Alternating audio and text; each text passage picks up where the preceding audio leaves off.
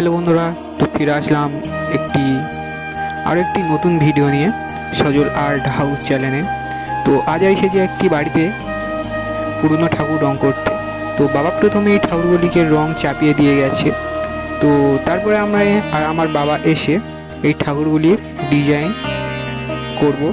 তো ধীরে ধীরে আপনাদের সব কিছু দেখাবো। তো আপনারা দেখুন কীরকমই হয়। তো এদিকে আমি শাড়ির ভেতরে কাজগুলো করছি। তো কীরকমই হয় আপনারা অবশ্যই কমেন্টে জানাবেন। তো এদিকে আমি রং নিয়ে শুরু করে দিয়েছি শাড়িতে ডিজাইন করা। তো আমি এখানে রংটি ইউজ করছি সোনালি কালার। তো আপনারা সবাই দেখতেই অবশ্যই পাচ্ছেন আমি এখানে সোনালি কালারই ইউজ করছি শাড়িটি আঁকার জন্য।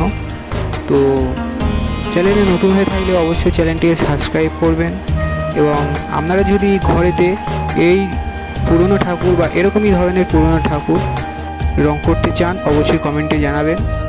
তো এই হচ্ছে ঠাকুরটির ফুল,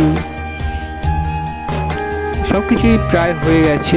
এবারে কিছু কিছু কাজ বাকি আছে, তো সেগুলো আপনাদের দেখাবো। তো এই যে চোখ আঁকা হয়ে গেছে, কেমন হয়েছে চোখ আঁকাগুলি অবশ্যই কমেন্টে জানাবেন।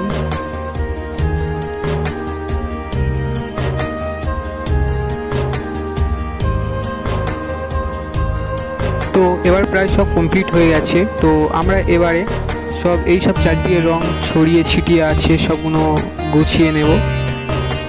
তো সব কিছু গুছিয়ে নেওয়ার সময় বলল যে একটু ঠাকুরঘরের যে মেঝেটা আছে ওইটা একটু ডিজাইন বা আলপনা করে দিতে। তো সেটাই আমরা করে দিয়েছি। দেখুন কীরকমই হয়েছে নিচের আলপনাগুলো। আর এই যে পুরো ঠাকুরঘরের ডেকোরেশন খুবই সুন্দর করেছে, চারদিকে ফ্যান পাখা এবং বিভিন্ন ধরনের কালারিং লাইট দিয়েছে। তো এই যে ফুল ভিডিওটি, তো দেখা হচ্ছে আরেকটি নতুন ভিডিও।